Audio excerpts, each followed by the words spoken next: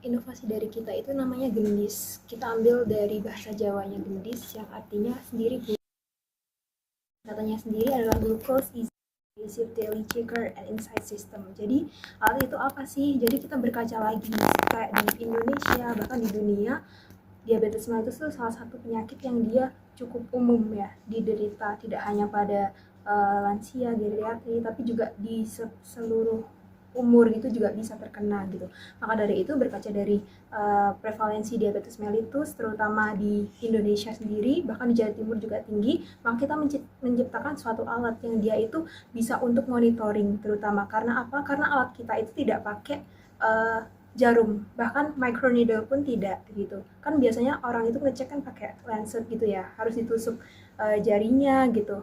Jadi lumayan jadi dia invasif, kemudian selain itu dia juga mungkin sakit, kemudian risiko infeksinya juga tinggi. Dan untuk orang-orang yang terutama untuk monitoring gula darahnya setiap hari seperti yang kayak pakai insulin atau apa, itu kan harus cek terus ya. Jadi kita bikin alat yang dia itu kita cuma harus tap di sensornya aja, terus nanti gula darahnya juga akan muncul. Tapi nggak hanya itu, kita juga lengkapi dia dengan tanda-tanda vital yang lain, kayak contohnya pulse oximetry. Jadi kita tahu SpO2 atau saturasinya dia berapa, kemudian juga blood pressure atau tensinya dia berapa, sistolik diastoliknya, kemudian juga heart rate-nya dia juga berapa gitu. Jadi di satu alat yang dia compact, jadi kecil, kita udah bisa tahu gak hanya gula darahnya, baik itu random plasma glucose atau fasting plasma glucose, jadi gula darah puasa atau gula darah acaknya dia, tapi juga TTV yang lain gitu. Tapi selain itu, yang jadi titik poin penting kita itu di aplikasinya, karena alatnya hanya bisa menyampaikan hasilnya secara real time, tapi nanti akan connect ke aplikasi, di mana aplikasi itu tidak hanya menampilkan angkanya, tapi juga interpretasi dan juga rekomendasinya, dan juga bisa dikonekkan ke rumah sakit terkait gitu untuk kontrol selanjutnya gitu sih.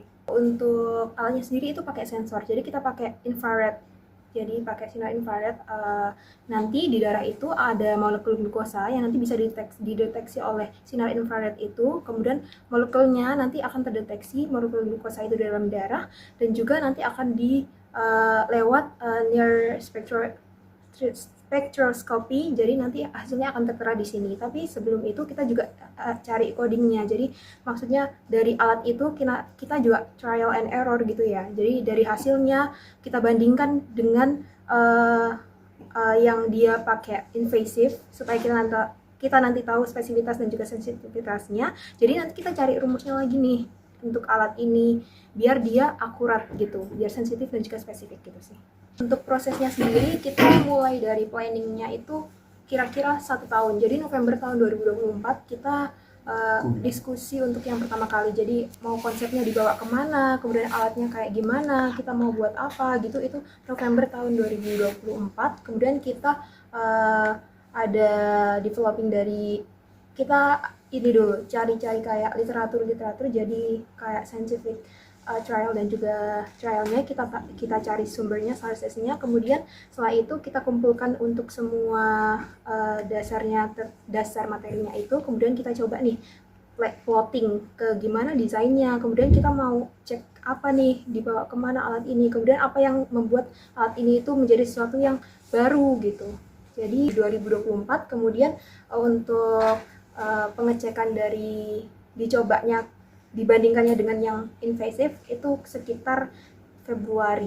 Jadi November, Desember, Januari, developnya 3 bulan, kemudian Februari, Maret itu kita ambil datanya, kemudian kita bawa lomba sekitar bulan Mei akhir Juli.